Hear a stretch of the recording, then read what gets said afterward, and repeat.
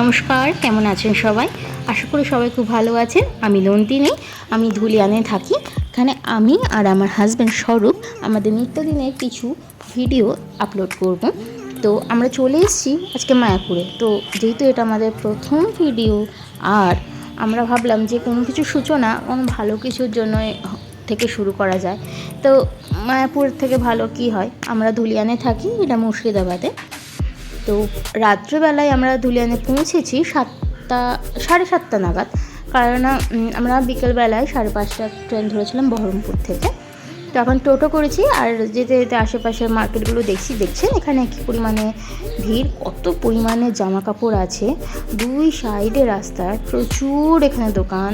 আর টোটোওয়ালাটা আমাদেরকে বলছিল যে এখানে কোথায় কি পাওয়া যায় ভালো, কি খাবার দাবার। তো মূলত আমরা যেহেতু একদিনের জন্য এসেছি, আমরা অত খাবার দাবার এক্সপ্লোর করিনি। তবে আপনাদেরকে আমি মার্কেটের পুরো ডিটেলস দেখানোর চেষ্টা করব, যতটুকুনি আমি দেখেছি, যতটুকুনি ঘুরেছি। এখানে নানা পরিমাণে গোপী ড্রেস, বিভিন্ন রকমের শাড়ি, ছেলেদের গেঞ্জি, ছেলেদের কটনের প্রিন্টেড শার্ট, সমস্ত কিছু এখানে আছে। আর এখানে মাঝে মধ্যে আপনি জায়গায় জায়গায় দেখবেন সেল চলছে, যেটা হচ্ছে 100 টাকা আপনি যা নেবেন। সেটা শাড়ি হতে পারে, ব্লাউজ হতে পারে, সেটা জামা হতে পারে, ছেলেদের জামা হতে পারে, প্যান্ট হতে পারে। অভূতপূর্ব এখানে। এটা যদিও বা পঞ্চায়েত এরিয়ার মধ্যে পড়ে, তাই রাস্তাঘাট ভালো হলেও খুব একটা ভালো না। কিন্তু এই যে আমাদের জার্কিংটা দেখছেন তো কীরকম পরিমাণে হচ্ছে। কিন্তু টোটো চালকটা আমাদের খুবই ভালো ছিল। আর আমার হাজব্যান্ড বলছে যে দেখো লোকে কত যাচ্ছে, চারিদিকে কত ভিড়। আমি যেটা বলবো, এখানে আপনি টোটো চালকরা ভালো হলেও টোটো চালকদের হাত থেকে আপনাদেরকে প্রথমে বাঁচতে হবে, কারণ স্ক্যাম এরাই সবার প্রথমে করে। আপনাকে বলবে গোটা নবদ্বীপ মায়াপুর ঘুরিয়ে দেখাবে 300 টাকায়, কিন্তু বিলিভ মি, পুরো নবদ্বীপ মায়াপুর ঘুরে দেখলেও আপনার 300 টাকা খরচ হবে না।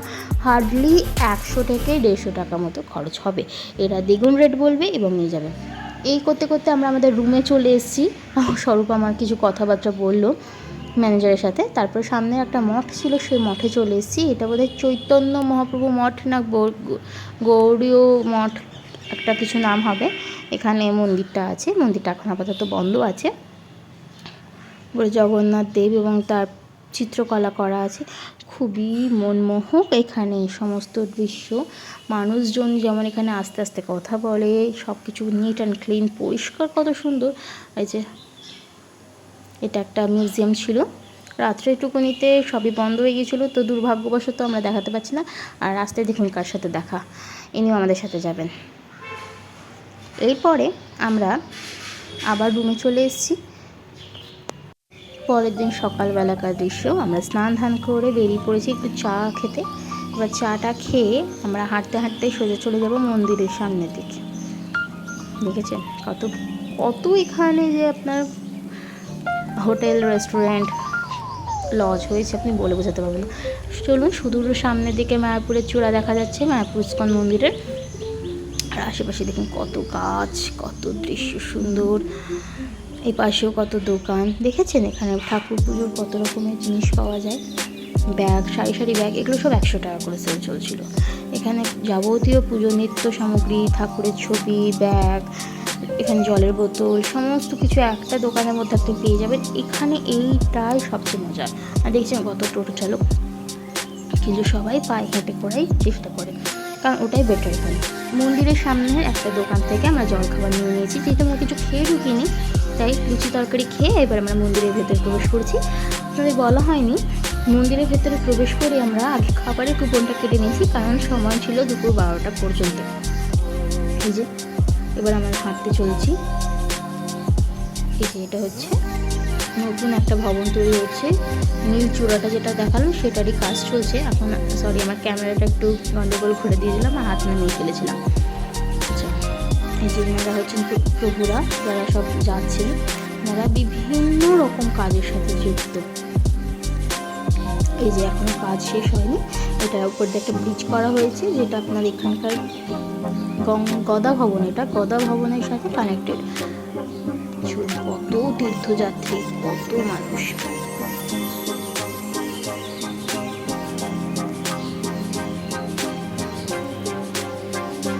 সঙ্গে এক বোতল জল আপনি সবসময় রাখবেন, কারণ এর ভিতরে আপনি জলের ব্যবস্থা তো পাবেন, কিন্তু প্রচুর দাম। এই যে এখানে সব লেখা আছে প্রসাদ কোথায় দেওয়া হয়, কোথায় গত ভবন, জায়গায় জায়গায় আপনি এরকম কিছু পাবেন যেখানে আপনার লেখা আছে ডিরেকশন। চারপাশে কত গাছ লাগানো, প্রচুর ঠান্ডা হাওয়া এবং আপনার হেঁটে মজা পায়। আচ্ছা, এরা একটা চ্যারিটি হসপিটালও করে, তো আপনি চাইলে এখানে ডোনেটও করতে পারবেন। এই যে এখানে দেওয়া আছে, এখানে স্ক্যানও করতে পারেন কিংবা আপনি পেটিতে দানও করতে পারেন। আচ্ছা, এই সাইডে ফ্রিতে জুতো রাখার জায়গা, আপনি জুতো খুলেও এখানে ফ্রিতে রেখেও যেতে পারেন, কিংবা সামনের দিকে একটা জায়গা আছে যেখানে জুতোর ফোন জমা দিয়ে মন্দির প্রবেশ করতে পারেন। সামনে এখানে প্রচুর ভিড় কেন বলুন তো, এখানে সকালে অন্নপ্রসাদ দেওয়া হচ্ছিল, যদিও এটা ফ্রি অফ কস্ট। এবার আমরা চলে গিয়েছি এটা সঠিক ঠিকানায় জুতো আর ফোনটা জমা দিতে, কারণ আমরা এবার মেন মন্দিরে প্রবেশ করবো। তো ওই যে চলে যাচ্ছি। কথাবার্তা স্বরূপ বলেছে কথাবার্তা, এবং তারপর আমরা মন্দিরও দেখেছিলাম, কিন্তু যেহেতু ক্যামেরা অ্যালাউ না, তাই জন্য আমরা মন্দিরে প্রবেশ করতে পারিনি ক্যামেরা নিয়ে। আর প্রথম যে আপনি ষাঁড়টাকে দেখলেন ওর নাম হচ্ছে বিজয় কৃষ্ণ। এখানে 500 বা তারও বেশি গরু এবং নন্দী মহারাজ সমস্ত মানুষ, মানে সমস্ত প্রাণীরা থাকে, সমস্ত গরু এখানে পোষা হয়। সামনে অনেক চারণভূমি আছে যেখানে চারণ করানোর জন্য ওনাদের নিয়ে যাওয়া হয়। এখানে বিভিন্ন প্রজাতির জার্সি, সাইওয়াল, দেশি সমস্ত রকমের প্রজাতির গরু পাবেন, এবং ওনারা খুব যত্ন সহকারে এনাদের রাখেন। আমি যখন এখানে পৌঁছাই, এই যে আমার হাত দেখছেন তো কত ভালো, এটা বিজয় কৃষ্ণেরই সমসাময়িক, কিন্তু এনারা আলাদা থাকেন, বিজয় কৃষ্ণ আলাদা থাকেন, কারণ বিজয় কৃষ্ণ প্রজননে সাহায্য করাটাই ওনার নাকি কাজ, যেটা আমরা জানতে পেরেছি। আচ্ছা, ঢোকার সময় এখানে কিন্তু সুন্দর একটা দুধ, দই এই সমস্ত পাওয়া যায়, সেরকম একটা দোকান ছিল যেটা আমি কভার করতে পারিনি, সরি। আর এখন এই মুহূর্তে এখানে 250টা মতো গরু ছিল, এবং বাকি গরুগুলোকে সব বিচরণের জন্য নিয়ে যাওয়া হয়েছিল মাঠে। আসার সময় আমি দেখেছি, যেটা আপনাদেরকে পরে যদি ভিডিও ফুটেজ পাই তো দেখাবো, যে এখানে সুন্দর সুন্দর কমপ্লেক্স করে বাড়ি করা হচ্ছে, ছোট ছোট কলোনি, তার চারপাশে সিভেজ সেন্টার আছে, তার পাশে জমি আছে, একটা ছোট পুকুর আছে, সেই জমিতে এরা নিজেরাই চাষ করে। অভূতপূর্ব জায়গা, অভূতপূর্ব, এবং জায়গায় জায়গায় টয়লেট আছে, রাস্তাঘাট পরিষ্কার, এর ভেতরে একটা টোটো সেবা চলে, আপনি চাইলে হেঁটেও যেতে পারেন কিংবা এখানকার প্রচলিত টোটোগুলো নিতে পারেন। দেখছেন সামনের জন্য সিং কত বড়, ওনারা দেখছেন যে সামনের জন্য কে ওনাদেরকে খাবার দিবে। যাই হোক, এগুলোকে পাশ কাটিয়ে আমরা এবার সামনের দিকে এগিয়ে যাচ্ছি, দেখা যাক কী আছে। ও ইনি আবার একটু আহ্লাদি, ও খুবই ভালো গরু, আর আমার মনে হয় ওই জন্য আর মুখটা একটু ভালো নেই, নেহাইতে কিছু একটা হয়েছে।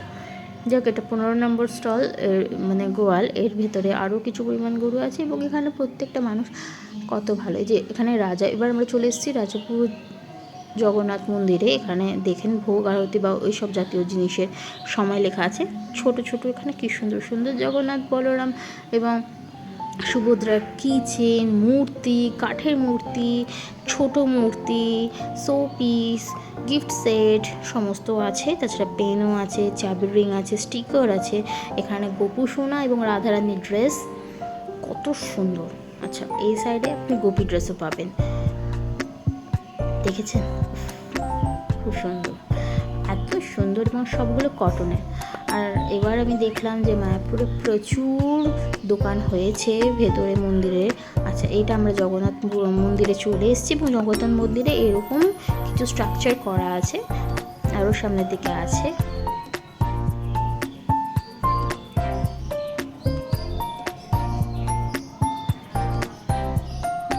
আরও আছে, দেখছেন তো, দেখে মন জুড়িয়ে যায়, এত ভালো।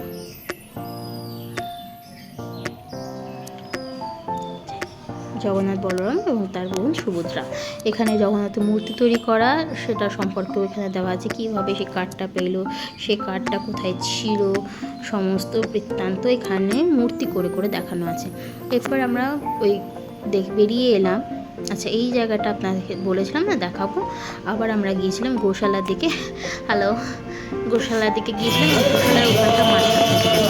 এবার এখানে একটু কীর্তন চলছিল, আমি দেখি যদি আপনাদের সাউন্ডটা দিতে পারি, কপিরাইট ক্লেম আছে। আমরা আবার গিয়েছিলাম জগন্নাথ মন্দিরে, কারণ এই সময় এখানে ভোগ নিবেদন করা রয়েছে। তো চলুন দেখা যাক আমরা এখানে ভোগ দেখাতে পারি কিনা।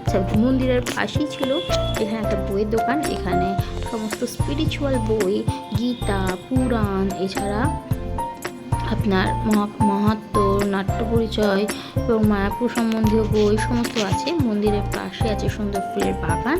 এখানে প্রদীপ এবং ধূপকাঠি বিক্রি হচ্ছিল, যেটা আপনাকে মাত্র কিছু পরিমাণ অনুদান দিয়ে আপনি ঠাকুরের কাছে নিয়ে গিয়ে আরতি করতে পারেন। নিজে আরতি করে সেটা আপনি ঠাকুরকে অর্পিত করতে পারেন। সামনে ওইদিকে একটা জায়গা ছিল যেখানে আপনাকে এগুলো জমা রাখতে হতো। আচ্ছা, এই যে সেই মহাপ্রসাদ, আর এই যে স্বামী জগন্নাথ, ভাই বলরাম এবং মাঝে বোন সুভদ্রাকে নিয়ে বিরাজিত। এখানেও সুন্দর শান্ত পরিবেশ। আর এই যে কখন যে ভিডিওটা তুলেছি স্বরূপ আমি বুঝতেই পারিনি। আমিও একটু ঠাকুরকে আরতি নিবেদন করলাম। এরপরে আমরা দেখুন কি অপূর্ব লাগছে। এখানে আমরা একটা ফুল এবং কিছু পাতাও দিয়েছিলাম ঠাকুর পুজোর জন্য। আপনি অবশ্যই আসবেন, একবার হলেও জীবনে মায়াপুর ঘুরে যাবেন এবং হাতে সময় নিয়ে আসবেন। আমাদের মতো তাড়াহুড়ো করে আসবেন না। আমরা ওখান থেকে বেরিয়েছিলাম, এবার প্রসাদ খাওয়ার উদ্দেশ্যে বেরিয়েছি। এখন আমাদের হাতে আর সময় নেই, আমাদের ট্রেন ধরতে হবে। তো এই যে মাঝখানের এই জল যেখানে নাইট শো হয় সেটার জায়গায় দেখেছি, মাঝখানে ফোয়ারা এবং লাইটিং করা আছে। খুব শান্ত স্নিগ্ধ পরিবেশ। আমরা ভেতরটা যাইনি। আচ্ছা, ওইদিকে আমাকে দেখাচ্ছিল যে ওই দিকটা দিয়ে যাওয়ার রাস্তা। তো আমরা অ্যাকচুয়ালি গীতা ভবনে আমাদের খাবারের জন্য টিকিট করা ছিল। ওটা মায়াপুর আমরা 3 চক্কর মেরে নিয়েছি, এখনও পর্যন্ত গীতা ভবন পাইনি। দেখা যাক কোথায় পাই, আশা করি পেয়ে যাব। চলুন গীতা ভবন পাই আর না পাই আশেপাশের জিনিসগুলো তো আপনাদের দেখাই। এখানেও পাশাপাশি ছোট ছোট গাছ আছে, ছোট ছোট বাচ্চারা খেলছে এবং আমরা এখনও গীতা ভবন পাইনি। প্রচণ্ড খিদে পেয়েছিল। আর দেখুন খিদে পেয়েছি বলতে বলতে খাবারের দোকান, এখানে বিভিন্ন রকমের ওদের এখানে যে সমস্ত গরু থাকেন তাদের দুধে সে বিভিন্ন রকম কেক, ছানা, মিষ্টি সমস্ত পাওয়া যায়। এখানে দেখেছেন কীরকম ব্যাগের দোকান এটা। ভেতরে কিন্তু সুন্দর সুন্দর ঠাকুরের মূর্তিও ছিল। প্রচুর সস্তায় ব্যাগগুলো। ব্যাগ আছে এখানে, আমি তো একটা কিনেও নিয়েছি, কোনো একদিন আপনাদের সাথে শেয়ার করবো। এখানে হ্যান্ড পার্স আছে, টোট ব্যাগ আছে, ছোটো বাচ্চাদেরও খেলনার প্রচুর জিনিস, প্রচুর। এগুলো সব হ্যান্ডক্রাফটেড। কী সুন্দর রাধা শ্রী রাধে শ্রীকৃষ্ণা লেখা আছে, মন জুড়িয়ে গেল দেখে। এখানে লাগেজ ব্যাগ আছে, এখানে সাইড ব্যাগ এবং ছোটো বাচ্চাদেরও ব্যাগ আছে। কিউট না? ছোটো বাচ্চাদের টুপি, খেলনা। ইনি বসেছিলেন কর্মচারী, ইনি বলছিলেন যে একটু ভিডিওটা করো যাতে তুমি আশেপাশের লোকদেরকেও এগুলো বিষয়ে দেখাতে পারো যে এর ভেতরে এখন কত সুযোগ সুবিধা এসেছে। এখানে বিভিন্ন রকমের তুলসীর মালা এবং জপের মালা বিক্রি হচ্ছিল, বাঁশি, বিভিন্ন রকম গলায় ধারণ করা মালা এবং বিভিন্ন রকমের জামা প্রচুর, প্রত্যেকটা কটন জামা এবং খুব রিল্যাক্সিং পরে। এখানে আবার ঠাকুরের পোশাক, শ্রীজি আর কৃষ্ণদেবের ছবি, বিগ্রহ এবং পোশাকে দেখেছেন কি সুন্দর আমাদের গুপু। ও বাবা, শ্রী রাধিকাকে নিয়ে আছে। নিচে তামা পিতলেরও অনেক পাচ্ছেন এবং খুব সুন্দর সুন্দর এখানে শঙ্খ, কাঁসর ঘণ্টা, জপের মালা রাখার ব্যাগ সমস্ত রকম পাওয়া যাচ্ছিলো। এবার আমরা গীতা ভবন ফাইনালি পেয়েছি। আর খাবার দিয়েছিল, প্রথমে দিয়েছিল কুমড়ো, তারপরে দিয়েছিল কুমড়ো দিয়ে ডাল এবং তারপর আমরা পনিরের তরকারি, রুটি পেয়ে গেছি। সবশেষে পায়েসও ছিল, কিন্তু সেই ছবিটা আমরা দিতে পারিনি। তো আজকের জন্য এইটুকুনি। Thanks for watching. Like, share, subscribe.